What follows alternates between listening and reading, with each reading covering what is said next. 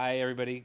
Thanks for coming here today. We are very, very lucky today to have two experts in behavioral treatment of autism and autism in general, Dr. Michael Powers and Dr. Mark Palmieri from the Center for Children with Special Needs in Glastonbury.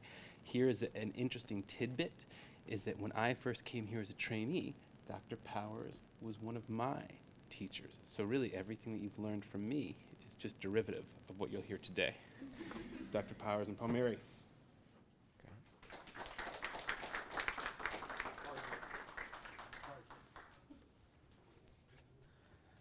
Okay.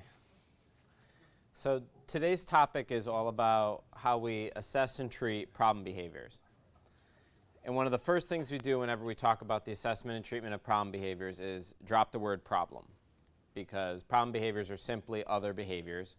We assess them the way we assess any other behaviors. The reason they merit their own special conversation is because they're deeply intrusive. They get in the way of us being successful. They stop us from being able to do what we need to do day to day. They stop us from being able to go into the community, from being able to communicate with others.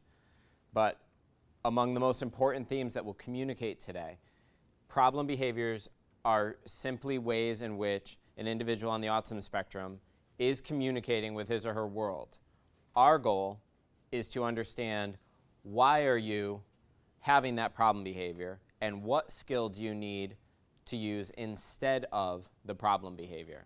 The entire scope of what we'll talk about across today will discuss how we assess problem behavior from what's called a function-based perspective, which means we look at not just the what of the problem behavior, but the why. Why is he hitting his head? Why is she tipping over the table? Why is he running out of the room? When we understand the why, we teach the person a more efficient, more effective, and more socially valid way to meet that need, and the problem behavior decreases. The best treatments for problem behavior for individuals with autism spectrum disorders, or any one of you, or me, or Michael, or any of us, is going to be that we identify what the person's need is from a functional perspective. We teach them the most efficient, effective, and socially valid way to meet that need, and we reinforce them for being successful in that regard. Building on that idea today, we're going to break down that task of assessment, and then we're going to build up the task of treatment planning. One of the things that we enjoy the most about this topic is that we can use it to study problem behaviors of all different kinds. We can use it to understand highly ritualized behavior. We can use it to understand highly aggressive behavior. And we can use it to understand behavior that you'll do only when you're alone, and behavior that you often do only when in groups. It can be all types of behavior. For individuals with autism spectrum disorders, challenging behavior or problem behavior is a common occurrence. Across the scope of life, any individual on the spectrum is likely to have a number of challenges that they struggle to overcome, not unlike any one of us. The challenge for an individual with an autism spectrum disorder can be functionally communicating with his or her world, understanding the requirements of that world, and choosing the best way to communicate. Because we see that there are many issues that can impact one's successful ability to communicate and interact with his or her world. It's a social learning disability, so we understand that it can be difficult to take perspective, that it can be difficult to manage multiple skills at once. There can be cognitive and behavioral rigidities, and certainly social delays. So an inability to understand the impact of your behavior on another, or an inability to understand that someone else doesn't know what you're thinking. All of these things can be quite frustrating, and they can be associated with problem behavior. They can increase the likelihood that a person with an autism spectrum disorder will have a challenging behavior. Behavior analysis is the process by which we study those problem behaviors. We use the scientific principles of behavior to break down the behavior challenge into a systematic understanding of what precedes the behavior itself, and what reinforces the behavior.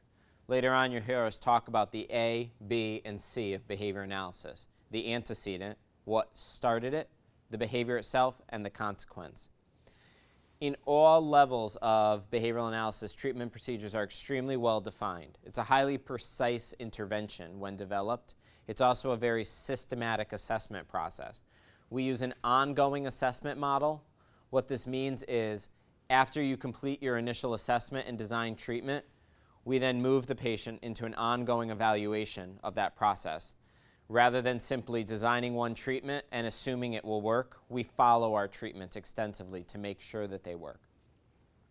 And there is an explicit high focus on teaching skills, making sure that changes in behavior are socially valid, effective, and meaningful for the person.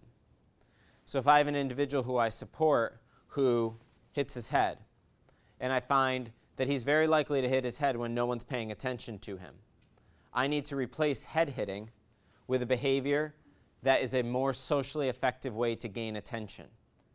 It's not ethical or a strong decision simply to tell the person not to hit his head, but rather, why is he hitting his head, and what is a better way to access his needs? Without that, you can be pretty guaranteed that you might stop me from hitting my head, but I'll develop a second problem behavior. I'll compensate for those problems.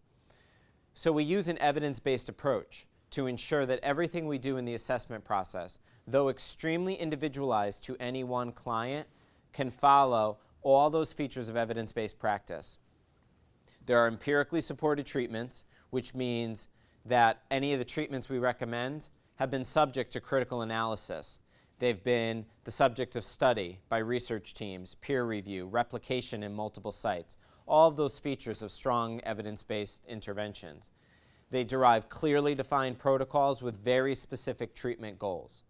So the intervention for problem behavior will have very specific goals for what you're going to teach the person and how you're going to teach it. They're transparent, which means the client, the family that supports the client, the school team, if that's the case, or the residential team, everyone knows what is the treatment procedure and how are we using it, and we follow it for what's called fidelity. You see that word on there on the slide, treatment fidelity. It's one of the most important features of the work we do because, as you might be observing in the various practicum sites you're working in, people do things differently one to the other, which means two of us might not do the same exact intervention with a client. So we have to make sure we can be reliable. We have to have measurable ways to ensure that we are following our interventions. And one of the most important components of behavioral interventions is that they are socially meaningful. It's not sufficient in this level of intervention to simply have a behaviorally sound intervention, meaning one that follows the principles of evidence-based practice and affects behavior. It is required that it also be socially valid in its process, which means the change has life value for the individual. The change results in a higher quality of life and is absolutely likely to sustain in the natural environment of the person.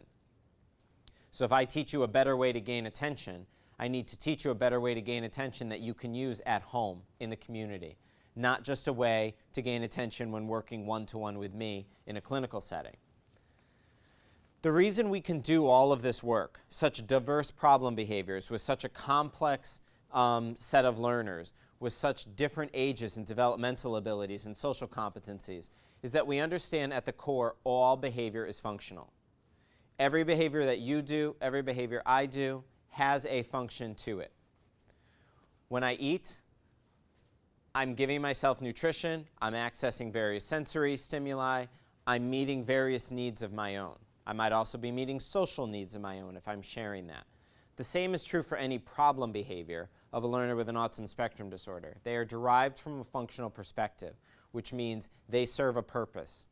So any intervention has to be based in an understanding of why the problem behavior happened. You'll hear us talk a lot about what is called function over form. Why the problem behavior happened is more important than what it actually looks like. So my example of the guy who head hits to gain attention, what's more important is that I'm lacking attention and head hitting to gain it than actually the head hitting itself. We can actually design an intervention that will reduce that head hitting markedly without ever directly addressing it, simply by making a much more efficient process for gaining attention. So we have to have interventions that are based in an understanding of function and are designed to be reliably used across multiple folks in a socially valid format. That takes a lot of understanding. You've got to be able to follow who a person is, and you've got to know a lot more about a person than just what their problem behavior is. You have to know why are they having the problem behavior, what kind of problem behavior are they having. You have to know their biological context. So are there any biological events that predispose this person to certain problematic behaviors? You have to know their social context. You have to know their physical context. Where do they live? What kind of resources do they have? What is their day-to-day life like? So we start by understanding the person as a whole, and then we refine our understanding from that whole person-centered approach down to an understanding of the single problem behavior. So we look at problem behaviors as having some common functions, like gaining attention in the example that I used, or like escaping, getting away from things you don't like, or like tangibles, getting things you want.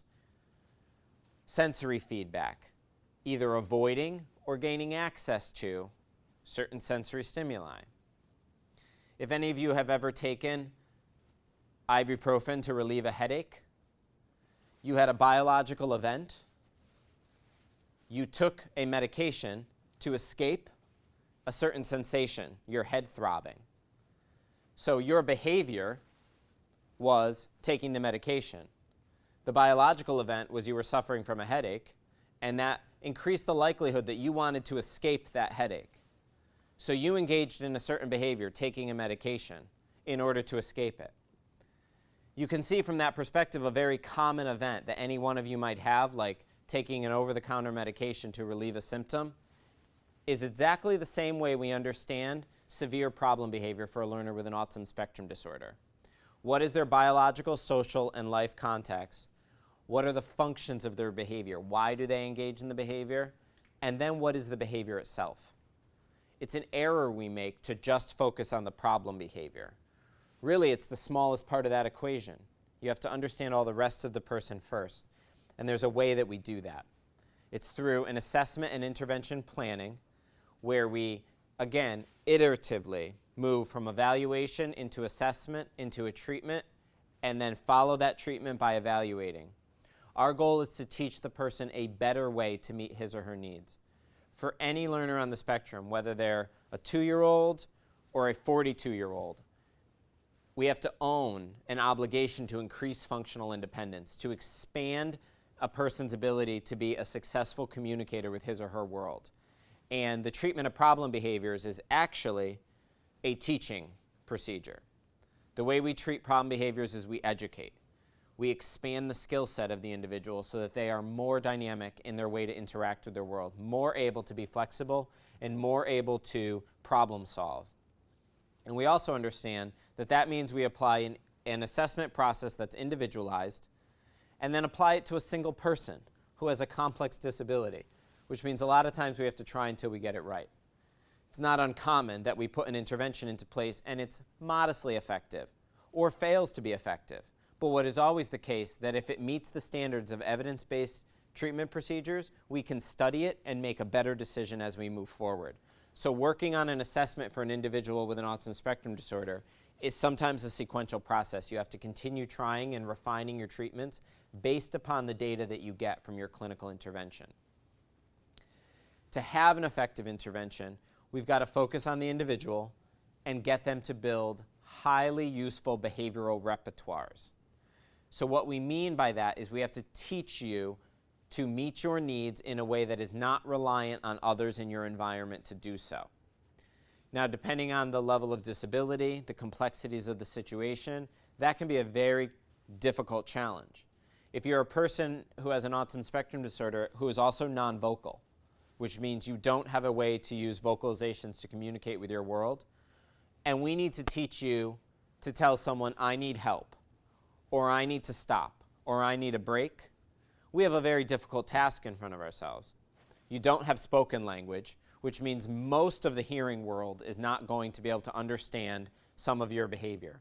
We need to teach you a better way to use another mode of communication to express those exact needs. We don't want to train all the adults in your world to guess, oh, he must need a break, and give it to you. Rather, we want to teach you to advocate for yourself and get that break on your own, which means building useful behavioral repertoires and having documented evidence of behavioral change. We love data. In almost everything we do, we are taking data. For the learners I support day in and day out, who might be a 7th grader in a public school, they could have 40 or 50 skills that are having different data analysis done on them in a single day. We take tons of data for the learners we support. And everything in the assessment and treatment process is absolutely data-driven.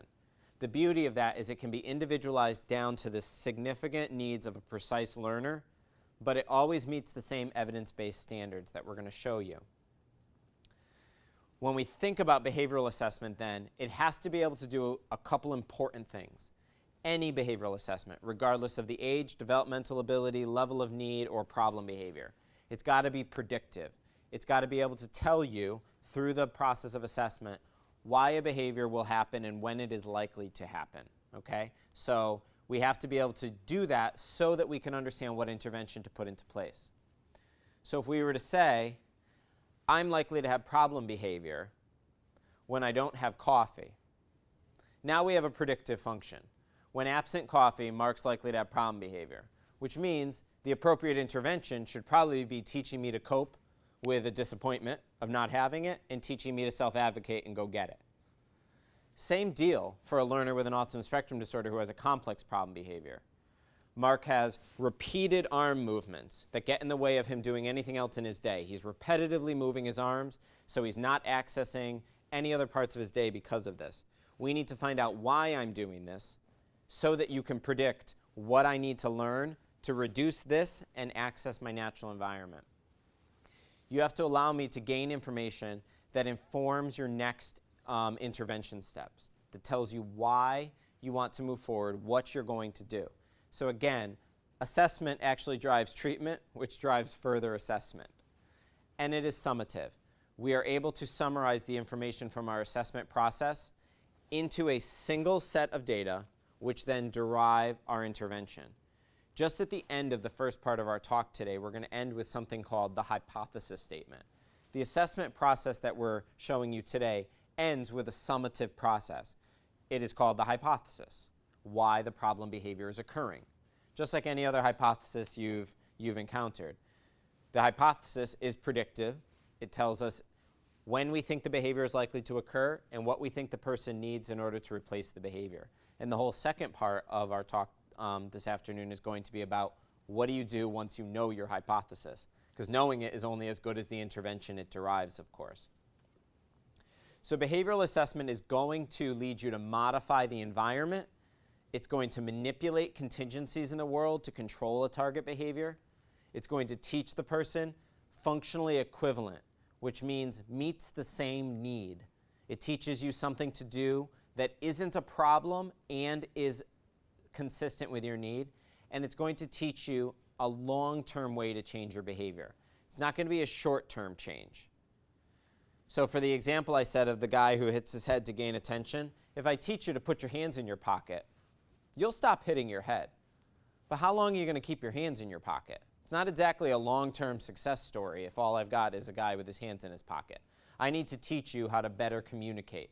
I need to teach you a long-term change to your behavior. So I'm going to manipulate the environment, make it more likely that you'll request attention appropriately. I'm going to modify the contingencies that control your behavior, and I'm going to teach you long-term a way that's sustainable for yourself. What we find with reinforcement procedures that teach is that they sustain all on their own. If you think about it, if I teach the kid who hits his head a better way to gain attention, he'll start using it. He'll get that attention, which means he'll meet his own need, which means he won't rely on any other complex interventions from me for the long term. At the end of the game, he'll be in control of his own behavior, a self-advocate. And that's what drives us to understanding how we assess challenging behaviors from a very specific process. We don't believe we can talk about this unless we preset our conversation around the idea of all behavioral assessment procedures have to be predictive. They have to allow you to sum your information. They have to allow you to form decisions based upon the data. And that's what allows you to do what's called functional assessment, which in the area of challenging behavior is the specific assessment process that we utilize to analyze problem behavior and move forward with a treatment plan. There are other kinds of behavioral assessment that we use all the time to target other skill needs, to assess learners differently. When we have a challenging behavior, this is sort of the assessment tool we require in order to get to the behavior plan. So functional behavioral assessment, a real sort of general definition, has to see it as a problem-solving process. It's a way that we arrive at an effective behavioral support plan. So it's prescriptive. It tells you exactly what you need to do to address the problem behavior. It is always done in a team format, which means any one clinician cannot complete a functional assessment in isolate. I require conversation with the patient. I require conversation with caregivers, treatment team members, education team members. You have to talk to sort of the village that wraps around an individual if you're going to do a good functional behavioral assessment. So it requires that team. You collect information using a variety of data collection methods. We're going to talk about the big two data collection methods today. And you have a solution-focused process. So you don't just want to land at an assessment that says, he engages in problem behavior, it's deeply intrusive, it's causing real problems in his life, it needs to go away.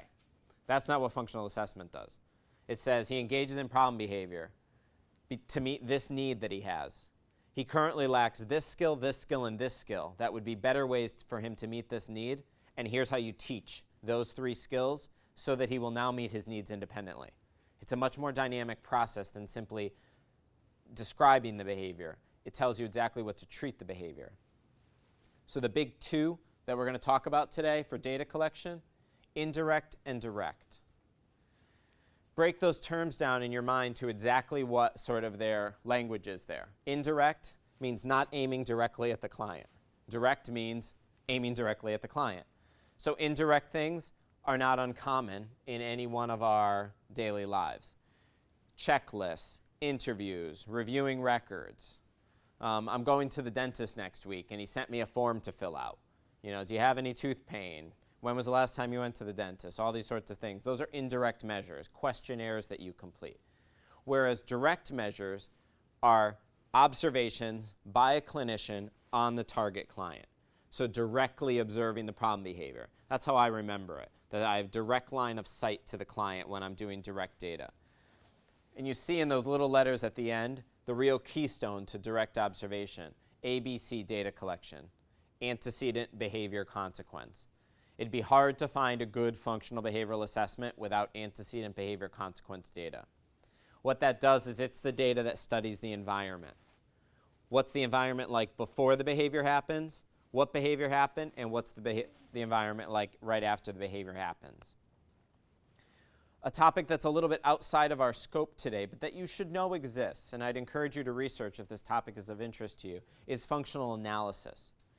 It's a clinical procedure where you expose a client systematically to different environmental contingencies designed to evoke or suppress the problem behavior.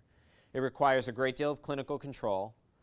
Sometimes it's done in the natural environment, other times it's done in clinical settings. It includes direct observations, but these observations aren't only done within the natural world. You change things in the actual environment to try to see how they affect the problem behavior. So for example, I give a person really heavy demands, lots of demands, to see if the reason they engage in the problem behavior is to avoid those demands. Our conversation today is about functional behavioral assessment, which is much more of an observer-based approach. It's a much more common first step intervention. But when functional behavior assessment arrives at a need for a more in-depth analysis, oftentimes functional analysis is the assessment of choice. So at the end of our functional behavioral assessment, we want to know what antecedents are occasioning the behavior. Essentially, what causes it? Why is it happening? The antecedents are the things that immediately precede the problem behavior, and the consequence are the things that immediately follow the problem behavior. Whenever I think about antecedents and consequences, I remind myself of the little things in my life that happen every single day that are exact examples of antecedents and consequences. When I get in my car, If I don't put my seatbelt on, this thing flashes and then it dings, and it's like the car will not give up until I put the seatbelt on. The antecedent is ding, ding, ding, ding, ding, ding, ding. The behavior is Mark putting his seatbelt on, and the consequence is the dinging stopped. The same is true of my snooze alarm. The same is true when I answer the telephone, ring, hello, I get social attention. Antecedent behavior, consequence. When you can think about it that way, I find it gets a little easier to understand problem behavior from the perspective of a learner with a complex disability, because it's no different than any of our behavior, except that the social complexities and other disabilities associated with an autism spectrum disorder make it a really hard thing to study. And so we use these tools to understand how to study. We always study observable behavior, which means we always look to be able to define the behavior. If we're going to study things like thoughts or internal sensations, we have to have a way to quantify them. We have to have a way that they can be recorded in a way that is consistent and reliable. We can't just assume anything of a person. We have to observe behavior and have a consistent and predictable way to do it. The good news about functional behavioral assessment is it's not one single tool.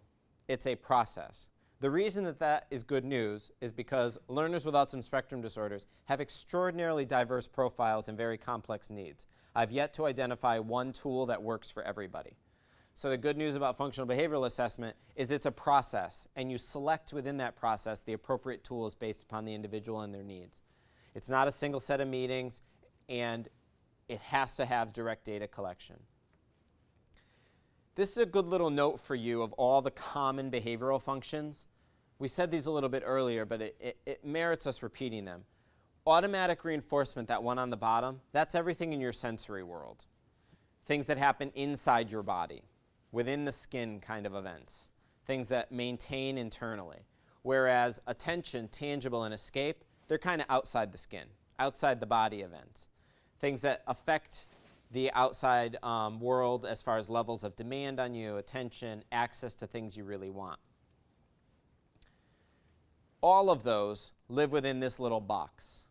This box is essentially at the core of all behavioral analysis. If you can understand the 4 contingencies mapped in this box, you can understand the contingencies maintaining any problem behavior. So it's a pretty important one.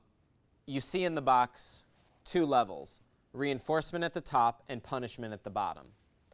Reinforcement and punishment from behavioral terminology mean increasing and decreasing behavior.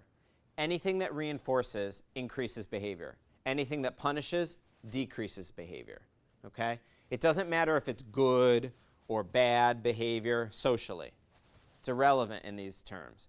Reinforcement increases, punishment decreases. Positive reinforcement adds something to the environment to increase behavior. So I give you something, and you're likely to do it that much more.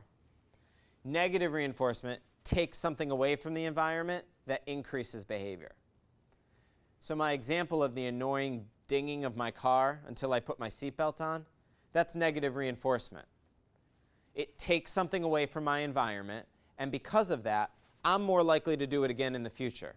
The faster I get that seatbelt clicked, the less likely it is that I'm going to hear that ding, so I do it more and more. Whereas getting a paycheck is a nice example of positive reinforcement.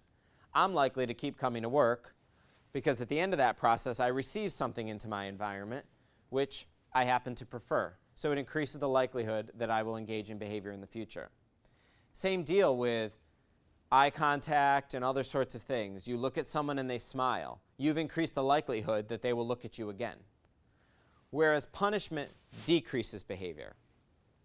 Positive punishment decreases behavior by adding something aversive or noxious to your environment. So it adds something in your environment that you would like to escape or avoid, and in the future, you won't do it anymore because of that. So it lowers the likelihood.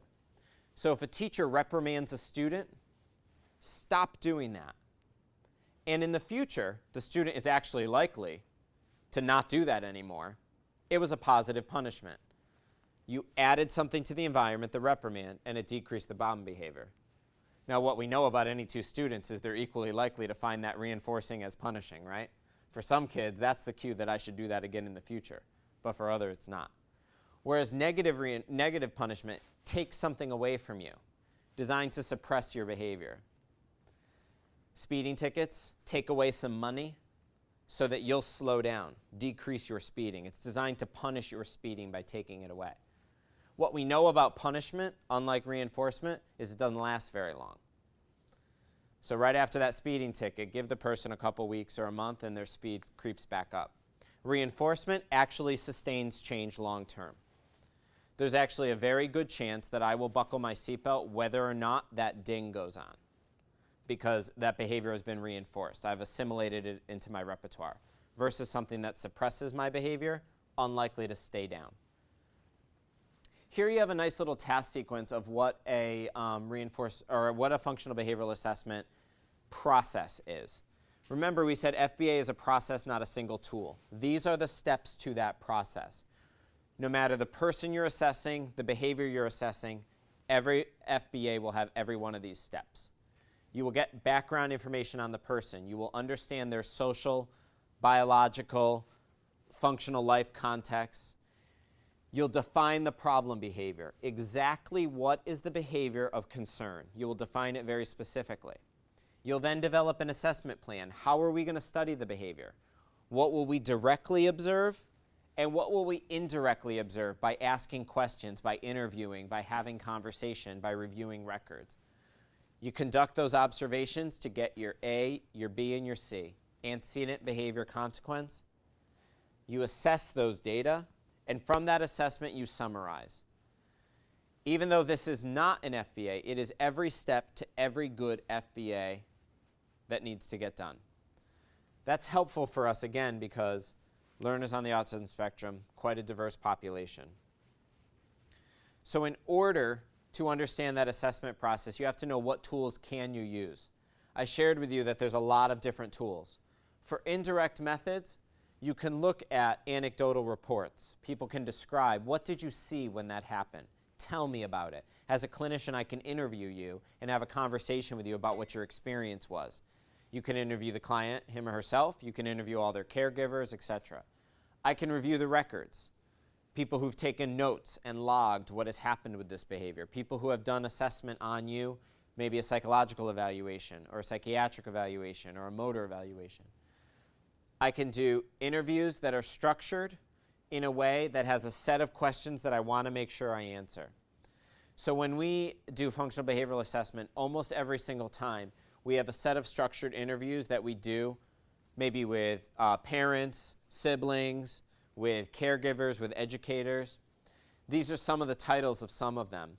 What they all share in common is they're designed to ask questions not just about what the behavior is, but why the behavior is happening. In order to establish sort of what questions to ask, we wanted to give you some good tips. What are the things that a good clinician is looking for? One of the first questions we ask are, how do you know when the behavior is going to happen? What makes you sure it's going to happen? What are the reliable antecedents? I don't frequently ask parents, what are the reliable antecedents? I ask them, how do you know it's going to happen? But in clinical terms, the item we're looking for is the antecedent to the problem behavior. You know, and if they say, well, whenever his brother enters the living room, he's likely to start crying. Now my mind is going. The presence of his brother triggers something. Maybe it's that his brother's going to take something. Maybe it's that his brother's going to get the attention. Maybe it's that his brother's going to put demands on him. But something's happening regarding that antecedent. Are there particular scenarios that sort of paint a good picture of it? And from those scenarios, I start to organize data-based questions. What do I want to investigate? And I always try to put myself from the perspective of the learner. If a mother says to me, it's when his brother enters the living room, it's really likely to happen, I'm going to try to think about myself right from the perspective of that kid. My brother just entered the living room. What just changed in my environment that's going to make me need to engage in a problem behavior? And from that, we then get into more descriptive, or those direct, clear observation, line of sight of the person in their natural environment. ABC data analysis is one of the most common tools. We're going to show you an example of an ABC data collection sheet. You get a sense of the thing that happened just before the problem behavior, the behavior itself, and the consequence. So brother enters the living room. Kid cries, screams, and tantrums. Mom comes in, says, "What's wrong?" and sets up a toy for the kid to play with on the carpet. All of a sudden, I'm getting a sense that when my brother enters the living room, I engage in crying. Mom brings me structured activities to do that I happen to like a whole lot. Now my world's starting to make a little more sense to me. My brother comes in, I scream, I know that lady will come and she's going to bring me toys and I'm going to play with them. Now all of a sudden, functional behavioral assessment is making sense from the perspective of the learner. We might look at the frequency, number of times it happens, or maybe the interval. During what period of time does it happen? How long does it happen for? Or maybe we'll do samples of time. A lot of times in behavioral analysis, we have to be ready to take data that real people can do day in and day out. So sampling methods of data collection allow us to do brief observation clips, which can be very friendly for homes and schools, where people might not be able to dedicate 100% of their time to taking direct data, but they can sample in a prescriptive way. So there are ways that we can actually do all of this work in the real world, in the natural environment. And at the end, we have those beautiful ABCs. What happened, then what was the behavior, and why did it happen? We look at life contexts always. About 3 weeks from now, when spring comes, maybe spring will come, we're going to all get the allergy seasons happen. And in all of our school programs, kids are going to be grumpy, they're going to be groggy, they're going to be angry, they're going to be itchy. And we see problem behavior that happens every year around allergy season here. We have to understand that because those allergies are one of the features contributing to problem behavior. Kids who have poor sleeping patterns, eating patterns, family disruption, they can all increase the chance that someone's going to have a problem behavior. Just like for any of you, if you've got the flu, you might be a little more likely to be cranky, maybe not want to help someone, maybe not want to get up and do a chore at home because you're sick. So the flu increased the likelihood that you had a problem behavior, which was being cranky. The same is true for our learners, but learners on the autism spectrum disorder very often can't say, "I'm so congested that my head is throbbing," because of a social communication disability. So we often have to consider and study those life contexts. And then look at what immediately precedes the problem behavior, what leads into it, what happens right before. So in the example I gave you about the living room, the brother enters the room, and then the problem behavior happens. We really look for immediacy, sometimes within 10 seconds of the behavior, never within hours of, more likely right before the problem behavior. And then what do people do right after it? You know, does grandma come in and give attention? Or does the TV get turned on? Or does someone say, "Hey, why don't you take a break and you take me away from my job and bring me somewhere else? I get to escape work." All those things that happen right after the behavior. And a lot of times, people in the environment are intending to do one thing and they're doing something very different. You know, so when he misbehaves, I sit him down in the stairwell and I have a conversation with him. And I tell him how wrong that was. So what might be happening is, you took me away from something I didn't like that much, put me on a stairwell and had a one-to-one conversation with me, and I happen to like you, so now you're giving me a lot of attention. Not exactly your intended consequence, but it might be a reason my behavior is happening. So we look at how the physical environment changed, the order of responses, the chronological events, and we consider not just the intended consequence, but the actual consequence to the behavior.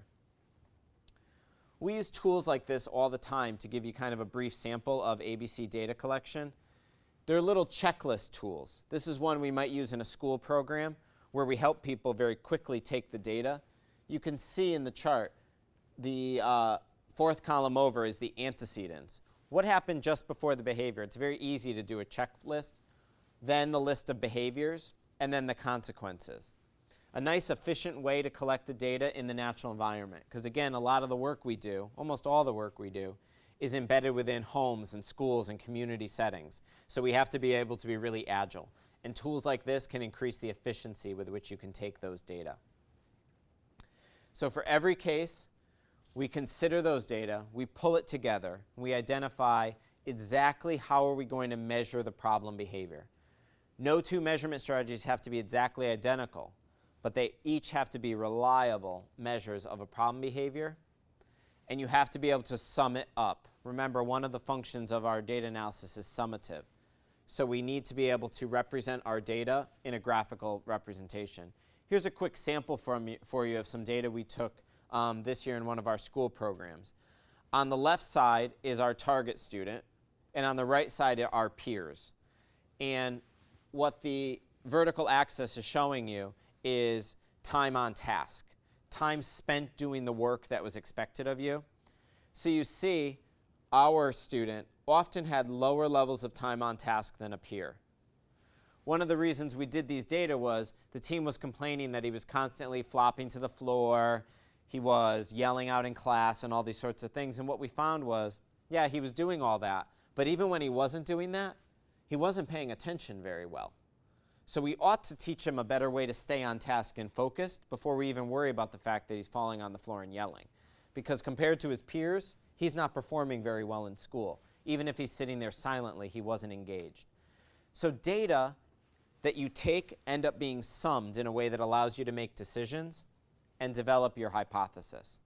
So for the example I just gave you, we ended up with a hypothesis that told us when he's disengaged, when he's not focused on the work that he's being given, he's very likely to then flop to the floor and start calling out, which increased the level of attention and also provided him with structure. The teacher would come over, tell him to get back in his chair, and direct him back to work, which meant he went from disengaged and uninterested in the work to having one-to-one attention and somebody helping him get his work done.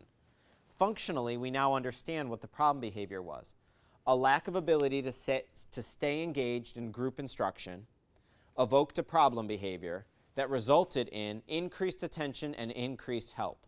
What he needed to be able to do was request that help before he flopped to the ground, and he needed stronger ability to be a group learner. He didn't need to learn how to not flop on the ground. That really wasn't relevant. What he needed to learn was how to stay engaged. So that's how we get to that hypothesis process. Functional assessment teaches us why the person is having the problem behavior, and then what are we going to teach the person in order to overcome that problem behavior. And a lot of times, and this is super helpful for families and for school teams, we sum it up into a single little sentence. When, and you describe the antecedent events. What happens, you describe the behavior in order to why. So Jonathan will, when he's not engaged in the work at hand, when he's having trouble completing the work given to him, what? He flops to the ground and he giggles out in class in order to gain access to teacher help and gain access to teacher attention. That's going to drive my intervention. That's going to lead us to the whole second part of our dialogue around, so what do you do about that? Now that you know that he's flopping to the floor to get help and attention, what are you going to do? How are you going to fix that problem? And so essentially, we drive into that process of treatment planning. But one of the whole reasons that we lead all the way up to the good stuff, solving the problem, is that we never design a treatment plan without assessment. It violates best practices to do so. Any assessment, any treatment requires its assessment. Otherwise, you're essentially guessing. And we never take that kind of risk with one of our learners. You would never want somebody to guess about a clinical intervention for someone you care for. So we always make sure our assessments are directly leading us to a treatment plan, and that treatment plan is always going to be based on the function of the problem behavior. So Michael's going to take us through some of the stages of treatment planning, the ways in which it sort of organizes itself, and how you'll see it's always derived from function. While we're disengaging all the electronics here, I'll tell you about a gentleman that I was working with this morning who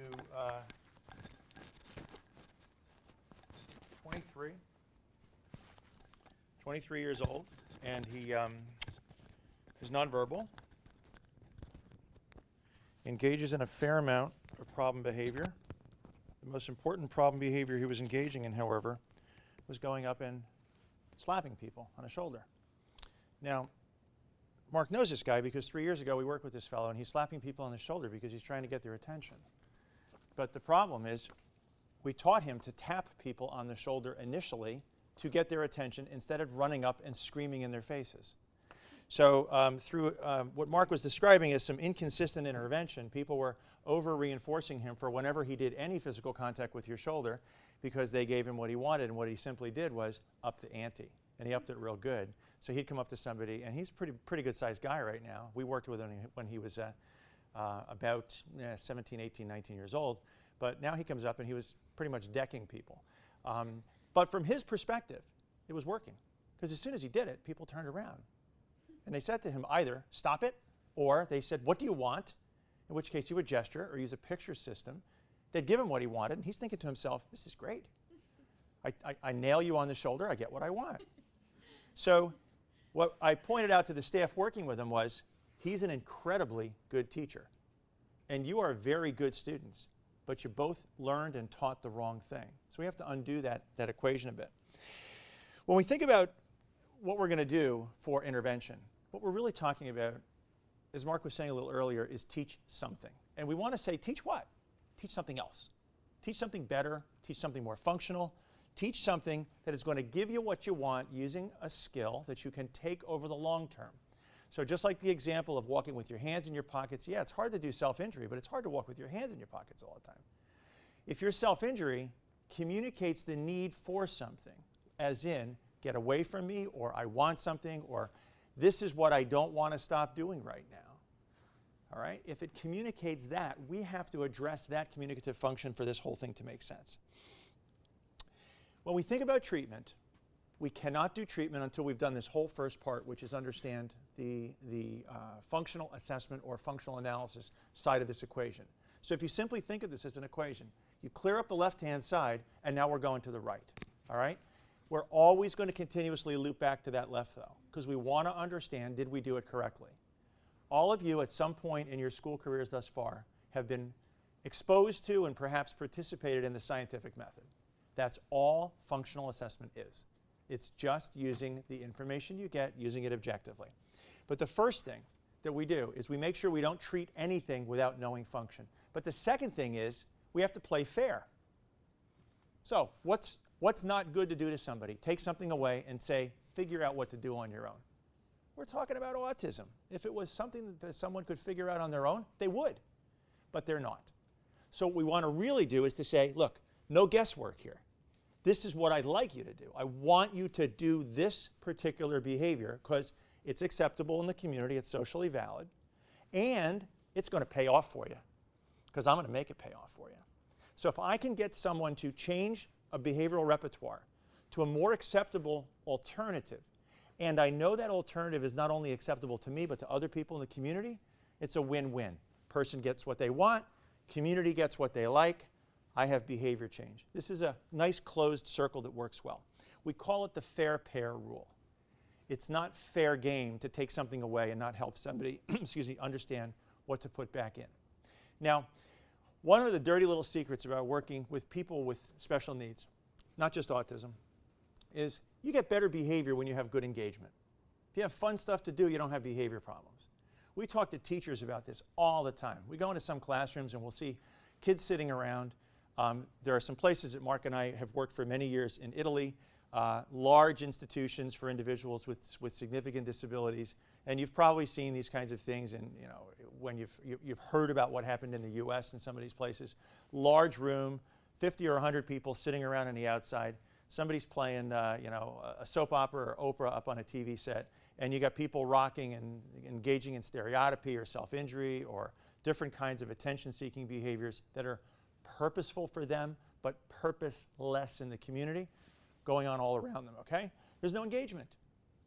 So if you don't have something functional and useful and reinforcing to engage with, you're going to do stuff.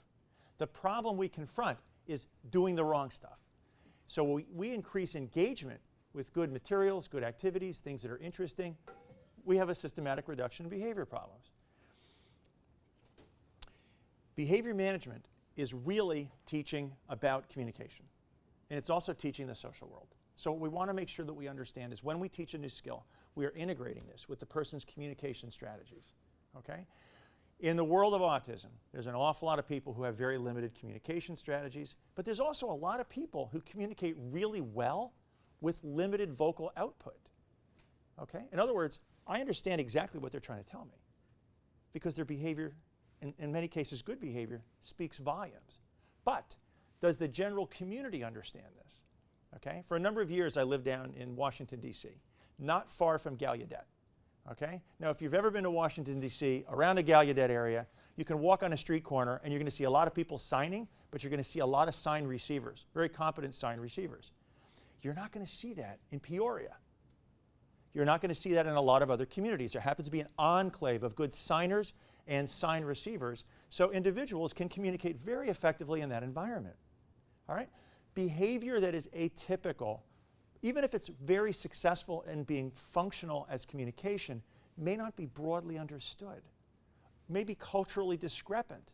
So part of what we have to do is make sure that people understand dealing with behavior problems is really dealing with better communication, better social behavior. And then finally, when we think about a person with an autism spectrum disorder, you have probably had enough lectures over the course of this half term to understand that we're talking about difficulties with executive functions, organizational skills, individuals who have problems making sense of what may be an unusual or atypical or unpredicted experience. And all of these kinds of elements can converge to create a response. But the response that it creates may not be adaptive. But it is a response, and the person may be responding because they don't know what else to do. Part of our job in doing the assessment and then doing the intervention is making sure that we understand that the learner, this person with an autism spectrum disorder, is possibly over-aroused by novelty, possibly responding to a breakdown in routine. The predictability of the environment is all wrong. I could generate this in all of you because you've been coming to this room for a lecture now for several weeks, right? True enough? Okay. What if and you're used to the seating being this way, right? What if Mark and I came in here, we made everything in little circles. We put all the chairs in little circles, and you had to figure out how to engage in this lecture. Because I put you in a situation that doesn't speak lecture to you. It speaks group dynamics to you. And so I confounded you. And you're going to have a little bit of like, what is this guy doing? Why is he doing this? What does this mean for what we're supposed to do with this class today? You're not going to know. Now, if you have an inherent difficulty as in an autism spectrum disorder and making sense of all that, you may get up and leave. And somebody might say, well, he just left the classroom. I say, no, he was confused. He didn't know what to do, so he did nothing here. It's a whole different story, okay? So we want to be very clear about understanding why behavior happens, but also what it does and does not mean. Now, we can do a lot of different things. I'm going to go through each one of these for you, because each of you got a copy of this from Jamie, right? Everybody has hard copies? Okay, if you're not doing this, you can get these. Okay? Hard copies are available. They were all sent out, I thought. You can do things like reinforce really well and do it correctly as opposed to doing it sporadically or doing it in a sloppy or an inconsistent way. You can use something called functional communication training, which I'm going to spend a little time with you on because it is so terribly important in treatment of problem behaviors. You can just increase choice making. One of the unfortunate realities of people's thinking about individuals with disabilities is that they can't make decisions on their own. Nothing could be further from the truth when you start talking about a spectrum disorder. There are certainly young kids or individuals whose disability is so severe that they have trouble making good choices. It doesn't mean they're without the ability to make a choice. Teaching good choice making is a terribly important skill, both developmentally. We want little kids to do it. Typically developing toddlers need to have some choice making in their life around 4 and 5. So do teenagers. If we take that away, we can create behavior problems. So we want to set up good choice making as an intervention strategy. We also want to make sure that we don't just think that the behavior resides in the body of the person. Mark spent a fair amount of time talking about look at the life context, look at the environment. Well, look at the environment. If the environment is setting the stage or creating the occasion for a problem behavior to occur, what might be one of the simplest interventions? Change the environment. Make it not provoke the behavior. Okay? We can do that. Have you done lab experiments where you've done animal-based studies and you put too many infrahuman species in a very small environment? What do? They mess with each other. Sometimes they attack, sometimes they hoard, sometimes they hide. Well, people do things like that too. Do we want to change those behaviors by punishing or reinforcing them? We could just give them a bigger box. Okay? Changing the environment sometimes does all the work that you need to do It's a pretty low impact intervention with a very high payoff. We use strategies that involve reinforcement. Teaching the opposite of something means differentially reinforcing it, but we also may use reinforcement non-contingently.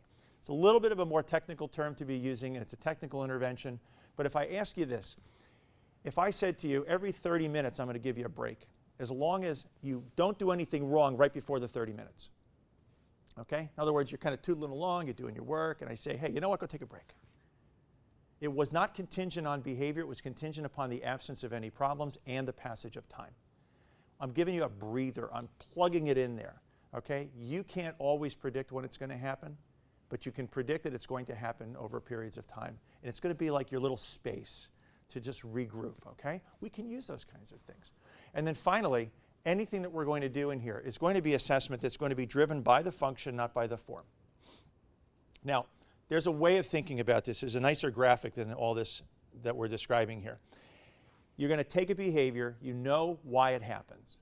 You've handled the why question Mark was talking about. It happens to escape, or it happens to seek attention. And you're going to say, okay, I want to allow the function to work with a different form of the behavior. Okay? I want to teach him a better way to escape.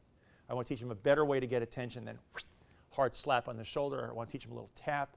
Or in the case of the gentleman that I was working with today, we used the picture-based system. He'd hand you a card and say, excuse me, I'd like to talk to you. Okay? A lot simpler than a slap on the shoulder because it's easier to moderate. So what do? We think about something called competing pathways. Now, let's just take the top because that's what Mark was talking about in the assessment world. We have the world around, the environment, the life context, which here we're using a term called setting events, okay? And it might be that the person, it's early in the day, or they've got a cold, or some other such kinds of things are going on for them, okay? They're in a new environment. We say the immediate antecedent, think trigger. That happens, behavior occurs, okay? Then we're talking about, so what's the behavior? Okay, let's just say that the person doesn't like what's going on. You say to them, would you come out over and sit down? They don't want anything to do with me right now. So they take the chair, they throw it across the room. Okay? So what's my antecedent? Quick, quick, quick. Okay, you need to know something. So we're behavior analysts. We keep data. So we're actually keeping latency data on you. So your latency to respond to questions, there's going to be a graph, and it's part of your grade. Okay, so just live with that. So what do you call the antecedent? I did what that led to the chair throwing? What did I say? Come on, louder. I said, come on over here. I said, that's my antecedent, right? Because as soon as I did, he looked at me, takes the chair, and he throws the chair, right? Not good. The behavior is? Throwing the chair. Perfect. Great latency. Nice job. Okay, now, having said that, the key question is, what's the consequence that I do? What if I said, oh, don't worry, take a break, go ahead. What have I just done? I have reinforced chair throwing. Do I like chair throwing? Is it socially valid? Not so good. So we're not going to really want that to continue. Now, a competing behavior model says, okay, not so good, but we understand the function now, don't we? Function is to escape, exactly right. Escape what? Having to come over to deal with me, okay? So now we're going to say, let's give him a better way, functionally equivalent. He gets escape, but not with the chair. Tell me one thing I could tell this person to do. Teach him to do. Just get him to say no? Yeah, I could say, if you just say no, or say, I want to pass. Okay, we do this in school all the time with typical kids, you know? Say, I'm going to ask you guys questions, but everybody in this room gets to say pass one time. Okay? And it's a freebie. And I'm not going to punish you for it. I'm going to say, that's good. Thanks for saying pass. I'm going to move on. But you're going to escape my question. Okay, so I can teach him to say no, or I don't want to answer your question, or I want to pass or something. Is it going to be functionally relevant? Is it going to teach a skill for the future that is actually a skill-building capacity, right? Sure. So I want to make sure I hit both of those things, or one or the other, okay? I want to make sure that I teach him a better way, or something that he can use, that it's a skill that he can use in the future, build some competencies. This model is what you do. This is what you start out with. This is where you get to. Do not forget those two things at the end. That is the take-home message of everything today that we're talking about with you, okay? Now, antecedent interventions, okay? When you think of antecedents, you think of the before, okay? What happened right before, boom, to start that behavior triggered up, okay? And what we want to do is think about, let's make that behavior irrelevant. Doesn't matter to the kid. He doesn't need to do it. There's always two things we're working with here. One of them is effort, and the other one's efficiency, okay? If something is effortful, you're not going to want to do it so much. But if it's really efficient, it really gets you what you want, you're going to say, no, I'll put in a little more effort to really get what I want. What we want to do is make something super easy, and you always get what you want. It's like the easy button at Staples, okay? So if you think about teaching people with autism spectrum disorders, you want the easy button. You want the person to go, oh, yeah, of course I will come over to you because something always works for me. It's no big deal. And even when you ask me to do something hard, I can live with that because the payoff is big enough for me. So we're looking at making the problem behavior irrelevant. Person doesn't need to do it anymore. Doesn't help them. Doesn't get them what they want. Neutralizing the trigger. Nah, it's not so bad. I can deal with the fact that I have a demand placed on me. And then to promote appropriate behavior, which is do something a little bit differently. Okay, now it's all about teaching. It's all about teaching something instead. We call them replacement skills. And replacement skills are your bread and butter. Because if you can teach a replacement skill and it works, what have you just done? You've neutralized the behavior, you've neutralized the routine, and you've made a problem behavior completely irrelevant. That's good. What do? They meet needs. When we say meet needs, think function again, okay? But we'll use these nice terms, meet needs, because they feel a little soft and fuzzy, right? You meet somebody's needs, they communicate better, they negotiate with the environment, they make the environment more manageable, they help people deal with it better, but really importantly, they're all about self-regulation. Because when you have a spectrum disorder, you have problems with self-regulation. Now, what are you trying to regulate? Your response to the environment, people's response to you, whether things make sense, what you have to do to cope, all of these kinds of things, they're really, really hard.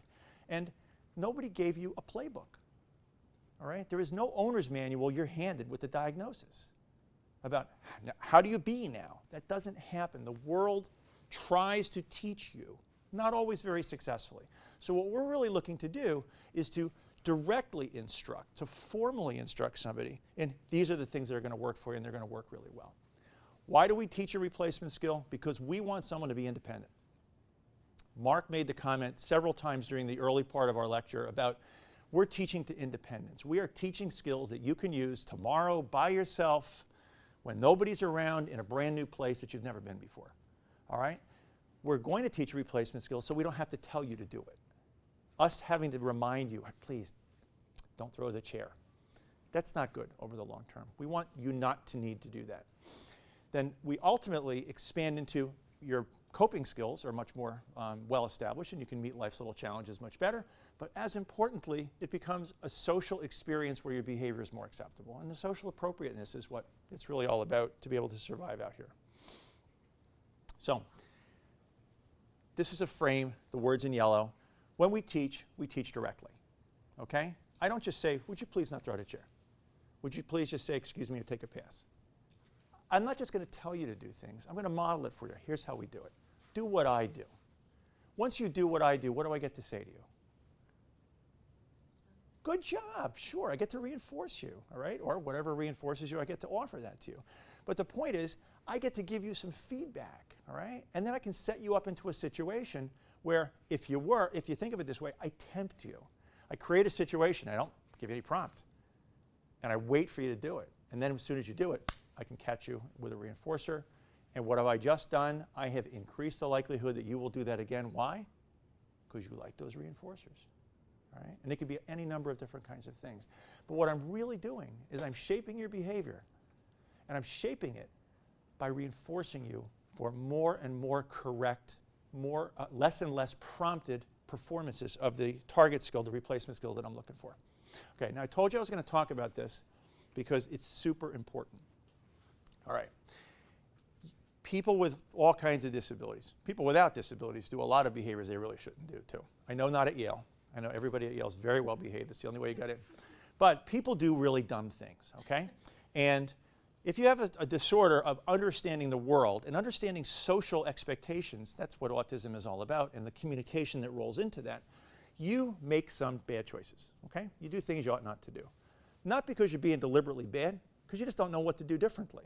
Okay, so we have that going on. So what we're going to do is to say, oh, you know that functional assessment that Mark was talking about? What is the behavior saying to you? What is the person trying to tell you? What is the communicative intent of that behavior problem? And as soon as you get that piece, you're good to go. Because what we're going to say is, oh, your behavior, throwing the chair, says, don't want anything to do with you. But what's a better way to say it? You gave us a couple examples. You gave us one over here too. So now I've got another way to say it. Functional communication training is the specific strategy to teach alternatives. All right? You define the target problem. All right? Throwing chairs to escape. Then you say, what's the functional assessment, functional analysis? We confirm that it's for that. Then we go ahead and we say, what's a better way to do it? Use the pass card, say, excuse me, say, I don't really want to do this. Then I find reinforcers. Now, why do I need them? Why do I need a reinforcer? Here. Just go back to the old function. I need a reinforcer because I'm teaching, right?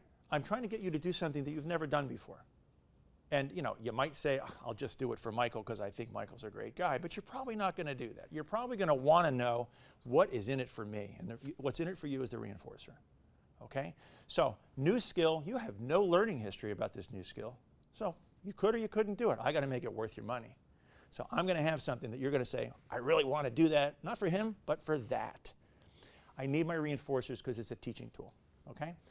I get my reinforcers all organized, then I go about doing something really interesting, all right? I say, how am I going to get you to communicate? If you're nonverbal, am I going to use pictures? Am I going to use signs? Am I going to use Proloquo to go that some of you guys might have on your iPads? Have you ever seen this?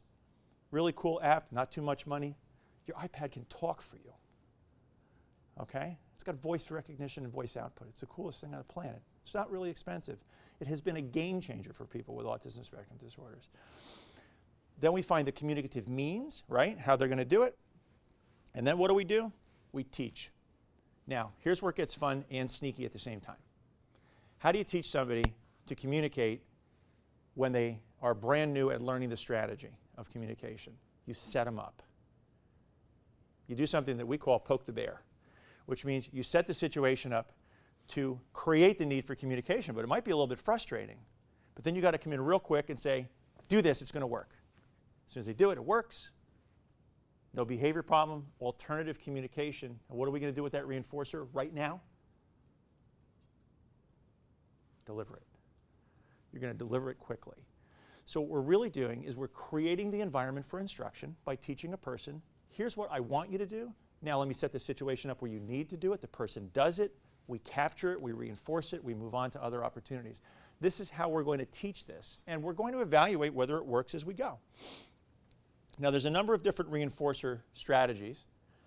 What I want you to bear in mind is something that you heard a little bit earlier, is reinforcers are always intended to increase.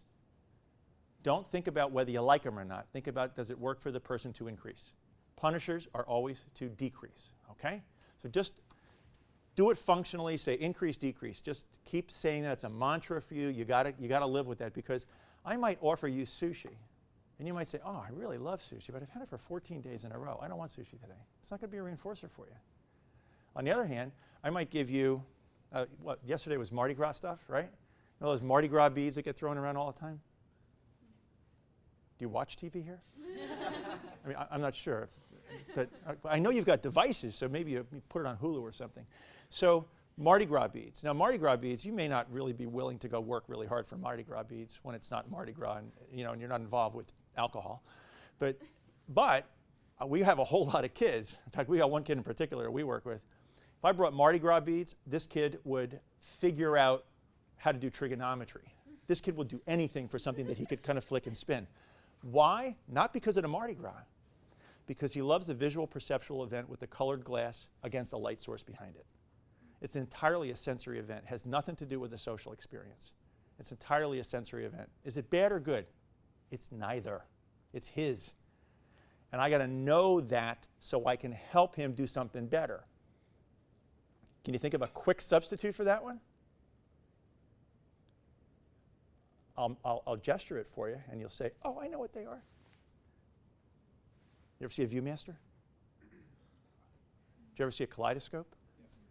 You ever see those little things with the tube and it's got like the little glitter in it and you turn it upside down and things move up and down? Okay, so here's what we're looking at. We got a guy, he's walking around, he's out in the playground, he's 8 years old, he's got all his other kids around. He's walking around doing this with a Mardi Gras tube, or he's walking around with a kaleidoscope looking at it, or a Viewmaster looking at cartoons of Spider-Man. Which one is going to attract other children? The second one. That's why we do this. We do this to make your need fit. So your, if you will, disability becomes invisible. That's why we do what we're doing here, okay? The whole purpose of this is to make it work.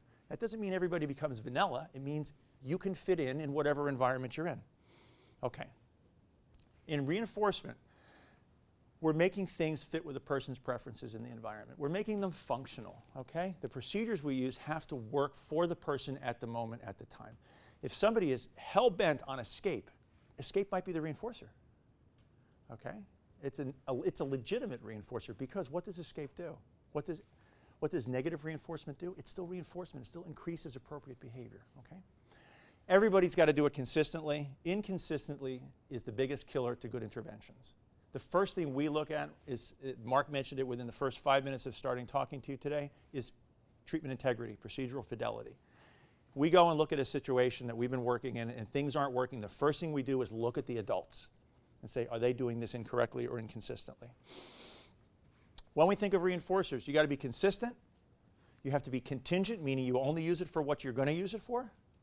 We toilet train a lot of kids at the Center for Children, a lot of kids, way more than you want to know. Okay, and they're not just little. Some of them are really big, and some of them are way big, like 25, 35 years old. So we find a killer reinforcer. This person is going to do anything to get access to this reinforcer. And we set up a treatment program. And somebody says, you know what, you can have them anytime you want them. All right? So if you work for Skittles and you love Skittles and it's your favorite thing to work for, and I'm going to use it during toilet training, I cannot, under any circumstances, use it for anything else. All right? So as soon as we find out that some of our procedures aren't working so well, we say, anybody slipping them Skittles? Yeah, if they are, we're dead. Got to change and get back to the contingency piece. Contiguity has to do with timing. Contiguity is all about quick. Reinforcers work when they are paired with the event immediately preceding it. And pairing is close in time, as in real fast. Okay? You have to ensure that. That's why so many things like token economies can work for a while, but if the token trade-off is so far out, people forget why they're doing it, okay? So if I said to you, you guys can work, really, really hard, and we're going to give you an extra day on March break, all right? Well, if you were killing yourself so far, you might not even remember March break, that you're working towards this. It may just be that meaningful to you, so you're saying, if I really don't get it, I don't really care. I have to slog through what I'm doing right now. Talked a little bit about functional engagement with you, and I want to emphasize that it's all about what is inherently interesting to a person. So if I say, hey, I like it, you must. Don't go there. Be very careful about choosing what you use as preferences and reinforcers based upon the person with the autism spectrum disorder as opposed to your idea, because you're going to then make it functional. When we teach, we have to teach something new, and what we have to do when we have a problem behavior is teach the person the problem behavior doesn't work, other stuff works better. So this is a matter of teaching something that competes, okay? And there are various different kinds of what we call differential reinforcement procedures. Some of them are based on anything but the problem behavior. It's called differential reinforcement of other, okay? Some are called differential reinforcement of incompatible. Now, let's just use this example. We do some work in middle schools. You can imagine middle schools. You ever been in middle school passing time? Do you remember that? Okay, you know what that is? It's Dante's 13th circle. Because it's a gauntlet. People are having to walk down hallways. You ever see middle school kids with backpacks? These are weapons. Okay, so you're kind of swinging a 60-pound backpack around. You catch somebody on the shoulder, and they're 18 feet away from you. So you've got this problem of having to negotiate this physical space. So we go into a middle school. We'll see some kids walking around, kids in spectrum disorders, smart kids, right? But they're walking around, and they are freaking out, because this is like overwhelming sensory event, okay? Lights and actions and people and body movement and physical movement, all kinds of stuff. Really get you crazy. In hyper-aroused situations, a lot of people get into motor stereotypies, okay? So you might see people start flapping their hands or start walking on their toes or start skipping. You know what happens if you flap your hands, walk on your toes, and skip down the hallway in middle school? It is just not good, It does not go over well, okay? So we might look at this and say, what behavior is incompatible with that? What if I said to you, I'm going to teach you how to walk down the hallway, heel toe, hands in the pockets like this. It looks a heck of a lot better, doesn't it? That's the DRI, teach an incompatible behavior. But if I can't also teach a person to either cope with that chaos or leave early, arrive late, so they avoid it entirely, if I can't use that kind of a coping strategy for somebody, I may have an incomplete intervention. So when I'm looking at differential reinforcement, I'm never forgetting that the environment, the life context, always has to be handled in here too. Okay? You're going to find behaviors that may occur at really low rates, and really high rates, and we just try to bring them down. So we've got individuals who may engage in self-injury 500 to 600 times a day, 40% of those being tissue damage. Okay? So if I say to you, I brought that down to 20 a day, you might go, whoa, that's pretty clinically significant. I still got 20 episodes of tissue damage. Okay? So it is clinically significant. I'm not done with my intervention yet. All right? I don't want to take that one to the bank and try to publish it and feel all warm and fuzzy about myself. I want to make sure that I understand that bringing the rate down is important. Bringing it down further to 0 and making it unnecessary to self-injure is really the key thing to do. Non-contingent reinforcement is breaking a chain. Behavior happens because it's linked. That antecedent links to the behavior, and the consequence links to the behavior too. I want to break the chain. I want the person to not have those links be connected. How do I do that? I put reinforcers on a different schedule. I break the predictability of when I throw that chair, he will say you don't have to do it. You might be doing stuff and I'll say, you know what, take a break, put this away, let me go buy you some coffee. I might entirely disrupt the demand environment so you don't know when I'm going to come in and throw something in there that you might say, whoa, that's a cool reinforcer. I'm not so needy for escaping from demands because he's throwing me escape from demands on a different term, you see? So I've started to break links, and that's what's important to do. It's a strategy that we can use. Sometimes, if you're not careful, you run into problems because right before I said, hey, you can put your laptop down, I'll buy you the coffee, all right? You were twitching. And every time I'm about to do it, you're twitching. And pretty soon you say, whoa, whenever I twitch, he buys me coffee. Okay? I don't want to increase twitching. So I'm not going to do that if I'm not very careful about how I observe and what I keep track of. Consequences happen, okay? I have a bunch of kids. I have 5 boys, okay? Yeah, I know, it's scary. And there are consequences that we all use. I don't want you to think of consequences as being out of the realm of what we do. I want you to think about where they fit into the social validity quotient, okay? Because we all do them. In the Powers house, one of the consequences is this one. It's the look. You get the look from the mom, not a good day. And those kinds of things, we all have experience, we all do. That's different than applying an aversive, noxious event. Mark was talking about positive and negative punishment. They're used all the time, okay? We want to make sure that we don't use these things all that much because punishment does not have good long-term side effects. In fact, it really doesn't have very good short-term side effects either. What happens is punishment generally teaches you get away from the punishing stimulus. Just head for the hills, okay? Now, you're a person with a spectrum disorder. You're having trouble understanding what's going on anyway. Somebody comes and does something to you that you didn't expect, it was unpredictable, you're not happy with it, and you're not very socially tuned in, all right, because you're missing the social cues in the environment. What are you likely to do? You're likely to head for the hills. Punishment leads to escape. You don't want to do that. If you can do anything in treatment, you want to do a positive behavior support intervention first and foremost. This is not to say that we never use consequent punishment procedures, but we use them very, very sparingly, and we never use them in the absence of compatible reinforcement strategies to run parallel. Okay? Punishment alone, never. Punishment procedures of some type, sometimes, if necessary, if other things have failed, in concert with much more intensive intervention, positive reinforcement interventions can be considered. Punishment is all determined by its effect. So you may think that yelling at you is going to make a big difference in you doing something, but you may really like the attention. Okay? So if I'm giving you social attention because my physical attention to you and my yelling at you is something that you find engaging for some reason, you're not going to stop a behavior. You're going to engage with that behavior more frequently. We want to be really careful about how we understand the client's experience of all of these behaviors. Now, you'll see this in your handouts, and we're going to take you on a very quick tour about specific treatment strategies. And you are, if you need to, free to go quietly. If you have a behavior that's maintained by getting something from somebody, in other words, reinforcement, okay? You're able to get positive social attention, right, or access to a material or some kind of a preferred activity. Then what we have is your behavior, your problem behavior is maintained by positive reinforcement, all right? It's either the social attention or the stuff, okay? So if I have that going on, I'm going to have some strategies that are very specifically keyed to that. Starting at the bottom, the very first one down the bottom, right? Differential reinforcement of other communicative strategies. That's the functional communication training. Give you a better way to say, I want your attention, I want the iPod back, okay?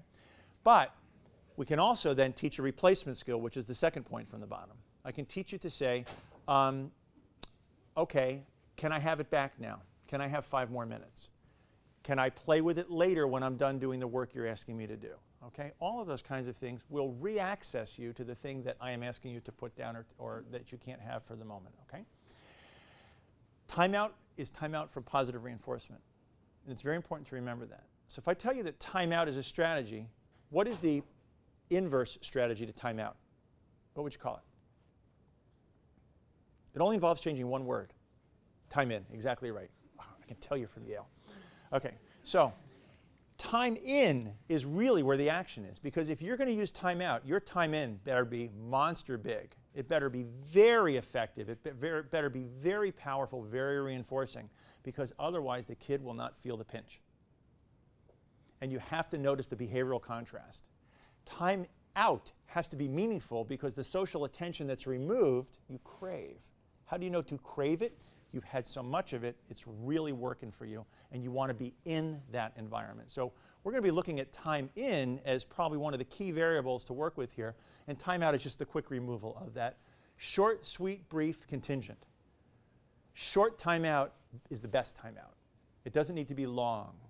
You don't need kids sitting for 5 or 10 minutes. You need kids experiencing the in and then the quick escape back to time in when their behavior is appropriate. When you have escape from demands, the most important thing to remember is the behavior is working for the person to escape from demands. That's not a good thing, all right? And you've got to break that pattern. You have to break that chain. You know, the bare knuckles way to do that is called extinction. And you just basically, you live it out until the behavior no longer is allowing or is being reinforced by escape from a demand. That can be easy to do in some situations, terribly hard to do in other situations, and impossible in some situations, okay? If you have somebody with high rate self-injury that is causing tissue damage frequently, putting them on extinction places them at risk, all right? And you're not going to do something like that unless you are in a monumentally controlled environment and every other thing you have done has failed, okay? So you are likely not to do that. I don't think there's any environment that we've worked in for a really long time where that has been where extinction has been the intervention for severe self-injury that we've used. It's certainly not in isolation. The second thing that you can think about, though, is make the environment so amazing the person would never want to escape. And that's your take-home message when you think about behavior that's maintained or reinforced by escape from a demand. What you really are trying to do is to have the person say, who would want to leave this? You want them to think, this environment is where I want to be, not where I want to be away from. So most of what you do for the rest of this here, right, is to make the environment more jazzy. You want to put better methods of presentation, better materials, better reinforcers that are available, or in fact, for that matter, make the reinforcer consistently and contingently available to the person. So you might say, here's the cup of coffee, Mark, I want you to do this. It's right here waiting for you as soon as you do this. Now, I know Mark will work for coffee. I've been with him for a long time. We've worked in a lot of different places together, and he knows that I will work for coffee too. And we will particularly work for very good espresso. So that being the case, if I know that Mark is going to be, I really don't want to do this right now, and I've got this incredible cup of espresso sitting right here, I have just increased the likelihood that he will not try to escape. Why? He may say, don't want to do it, love that espresso, don't want to do it, love that espresso more. That's what I want. That's where I've caught him right there, okay? And this, in fact, is a true story because it does work with Mark. Okay? So what we also want to be thinking about is, hey, wait a second, what about the demands on the client? Are we asking them to do something that's too hard? Because if I'm asking you to do something that's really hard and you can't do it and you try to escape from it, well, who made the mistake here? Not you, me. I may have to prompt you into it. I may have to give you some support, some help. I may have to make it easier for you to do it. Remember the easy button? If I make it easier and it pays off, you're more likely to say, I'll try that again. I'll give that another go. Okay. Behavior that's maintained from loss of access is basically tangibles that are taken away. So we break this out here because what we want to tell you is if you've got a behavior that occurs, a problem behavior that occurs when I take something away. In other words, I say, please don't text, put that away, and you start doing something that you're not supposed to do. All right? Loss of access to your iPhone and being able to text is what was the immediate antecedent. Okay? I have to deal with that. Okay? And I have to teach you a better way to handle that. I might want to teach you, hey, you know what? I have texting time during the day. It occurs every hour for 15 minutes. Text away for those 15 minutes. Put the phone away for the other 45. I've scheduled predictable, frequent access to the reinforcer. I might also say to you, not now, can you wait a few minutes? And teach you to delay access to your preferred material reinforcer. And then I also have to just remember that if you have a spectrum disorder and I tell you to put it away, problems with executive functions, you can't predict when it's coming back. You see? So you can't say to yourself, all right, well, he's probably going to let me have it later. You're not thinking that way. That's not the way you organize your world. So what you're really stuck with is, it's gone forever. I lost it. I can make it predictable for you that you will get it back again. I can do that with a schedule. I can put that on a visual schedule and I can say, here's the work, here's the work, here's the text. Here's the work, here's the work, here's the text. And you're saying, I want it. And I'll say, it's right here. Do these two things first. I can do that. I can make it visually predictable and I can make it temporally predictable for you. That's just fair play. Okay. Now, the two behavioral issues that are really tricky to work around have to do with what we call automatic reinforcement. And Mark was talking about this a little bit earlier. When we talk about automatic reinforcement, we're talking about the things inside you that are getting either jazzed up, ooh, I want that a lot, or that freaks me out, I got to get out of here. All right? First, we're going to talk about a sensory consequence that you want to get away from. Okay? It might be that seatbelt buzzer, right? It also might be tags on the back of your clothes. Now, you don't know this, but about 30% of the people that were in this room earlier today, all together, of all of you, cut the tags out of your clothes. All right? Now, it's not a 12-step program, so don't raise your hands, but you do this. Why do we do it? It's annoying. There's nothing wrong with it. Cut them out. Now they make a lot of clothes without the tags, or the tags are kind of embossed on the back so you don't feel it kind of flapping around. What am I going to do if that is driving somebody so crazy that they strip in the classroom? Okay? We have kids who've done this. They take their clothes off because they don't like the tags. All right? Well, we could do a couple different things. We could teach them tolerate tag, right? We could also teach them, hey, you know what? Let's cut the tags out as soon as we buy the clothes. We could also buy clothing that doesn't have any kind of a seam on it, that is a hard rub seam. Now you can do that. There's a place called Sensory Comfort that sells these things. Socks with no seams, right? No seams on polo shirts. It's a very cool company. Make a lot of money. Doing good, by the way. So the whole idea is if you can attenuate, soften, ramp down the sensory consequence, it's an intervention you want to try. The other thing is deal with it, because sometimes you can't do away with some of the sensory events. So we teach people to tolerate. Sometimes we use relaxation training. Sometimes we mitigate it with exercise, because exercise has an arousal reduction function to it. Okay. And sometimes the sensory world is awfully more interesting than people. And this is a bigger problem because now we've got to compete with something that's very cool that a person has exposure to and access and control with. So remember I was giving you the example of the Mardi Gras beads? Well, I'm going to have a lot of trouble competing with that if I don't find something that is as good and I give it to you whenever you ask for it.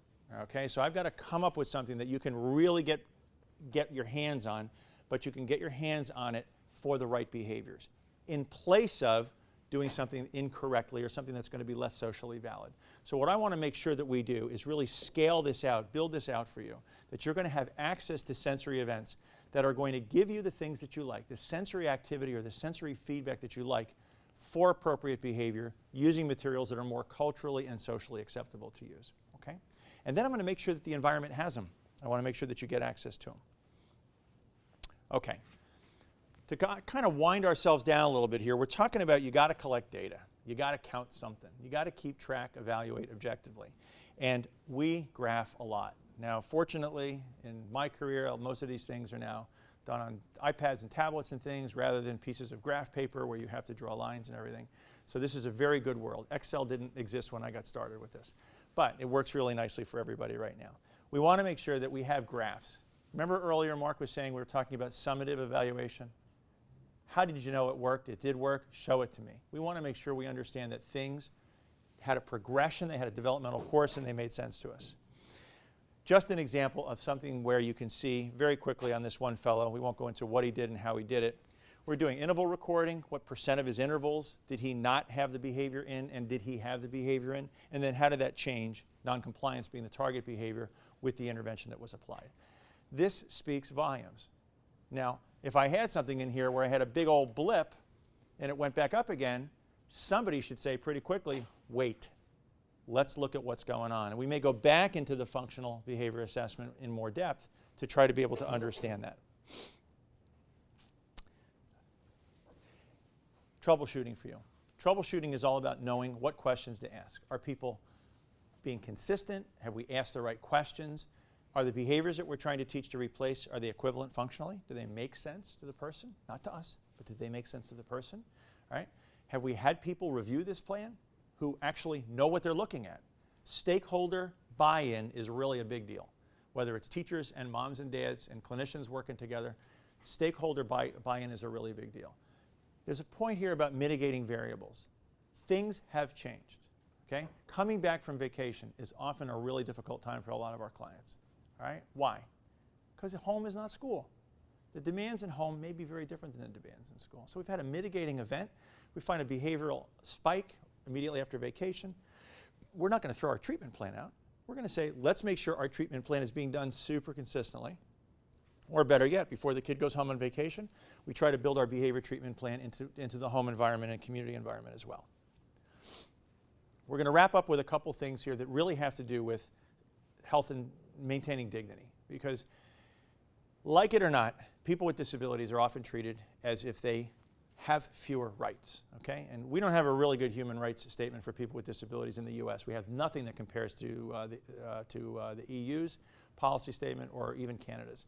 However, it's incumbent upon all of us, you working with folks with disabilities and autism, us working with them as clinicians and as teachers and trainers, to make sure that we have some ethical expectations of ourselves. And the ones that are the most significant have to do with self-injury, okay? And very severe challenging behavior. So what we want to do is make sure that people are competent. So professional competencies within your scope of practice is terribly, terribly important. You can have a psychology license. It does not mean you're equipped to treat all kinds of things across the entire spectrum of developmental psychopathology. So we want to be very clear that professional competency is terribly important. Review by technical experts, okay? Not just reviewed by you, or not just reviewed by you and your friend, but by somebody else who can challenge and critique your work, okay? In organizations that are regularly involved with very significant challenging behavior, this is institutionalized. All right? They have a review board for such programs and procedures. We do this amongst ourselves on a regular basis. Treatment effects should be transparent. Data should be kept, it should be available to everybody. It goes without saying that if I'm a parent and you're working with my kid, I ought to be able to see the effects of your intervention with my kid. It is not always the case. Okay? In fact, there's some pushback on that by some organizations. We want to make sure that we have informed consent. You're probably very used to hearing about this, but informed consent really means everybody knows exactly what's going to happen when, where, and how. To do something where there's a severe challenging behavior without informed consent is not only a legal risk, but it's an ethical risk. All right? And it's not really appropriate at all. So I would be very cautious about ever getting involved in something like that, and I would encourage you to walk away from a situation like that if it was not going to be part of the intervention. The next point really has to do with don't do more than you need to. Right? Everything does not need a hammer. Sometimes you just modify the environment. Okay? So use the least invasive, intrusive intervention that you possibly can. Always start out with reinforcement-based procedures, but then use the least invasive, intrusive interventions. And then finally, maintaining personal health and safety is job one. If we don't do that and always have our goals focused on maintaining safety of the person with ASD, we are missing the entire point, right? Recognize that sometimes we have something called a negative reinforcement trap, that if you're doing something really bad and I give in to you and you stop doing that, you're reinforced and so am I, all right? And I may allow that bad chain to keep going, not even recognize that. So escape from aggression is reinforcing to you because you don't get hurt, but it's probably also reinforcing to the person with autism because it worked for them to get you off their back. Be very aware that that negative reinforcement trap can occur, all right? Self-injury may or may not be reinforcing, but it might be. We certainly have a population of individuals with autism with significant behavioral episodes, including severe self-injury, for whom the self-injury is a reinforcer, and it's not a social reinforcer, all right? There's neurobiological correlates to this, and they're important to understand. Kevin Pelfrey here at the Child Study Center has been interested in some of these neurobiological correlates, particularly with fMRIs, and in understanding why things happen and finding some markers, some frank brain indicators as to what's going on when certain kinds of behaviors occur. If you're going to do a functional analysis, you're going to provoke behavior sometimes. You're going to be taking something away to see if that really elicits the behavior. So be aware. You may contribute to some problems here. Go there judiciously. And then finally, you may want to be very careful about symptom substitution. Okay? If I get rid of one thing and I don't give you a good replacement skill, you're going to come up with another one. All right? If throwing the chair no longer works to escape, but spitting at me works to get you that escape, I'll increase spitting. Okay? If I don't give you a better, functionally equivalent replacement skill, you probably will do that. Okay, social validity Mark talked about. Behavior has to be adaptive and accessible. And then the take-home message is this. Kids with autism, adults with autism, they don't make mistakes. We do. The learner is always right. If you're intervening with somebody around a challenging behavior and it's not working, it's not the cognitive error of the person with autism, it's that you did not understand, that you didn't adequately understand the context and the environment, that your reinforcers weren't sufficiently effective or used efficiently or consistently, something that we have in our power to dig deeper, find better evidence, and be better in supporting the more adaptive behavior that we're trying to teach. That's the first thing. The second thing is don't go this alone. This is a dance. Intervention is a dance. It's choreography between you as a clinician, between families, between the client, and between the environments that they're in. They have to work together. The third point, get objective. Stay with the data. Don't wing it. Okay? Your perceptions can be very misleading, particularly when it comes to why you think behavior occurs. Go to the level of FBA, functional behavior assessment, and if necessary, go to a functional analysis. Don't guess on this stuff. And then finally, there's a very important term that's used in special education law. It's that interventions should be appropriate. Appropriate is very hard to define. We're going to tell you things should be effective. They have to work. If you do something and it doesn't work, it cannot be appropriate. If you do something and it does work, it's both appropriate and it's effective. So at the end of the day, you want your interventions and your outcomes to be clinically acceptable, socially acceptable, educationally effective as interventions. Okay? You've been very kind to stay a little bit longer. Thank you very much from both Mark and I. Hope you enjoy the rest of the class. And March break is coming up, right? Go reinforce yourselves. Any questions? We'll stick around for a little bit.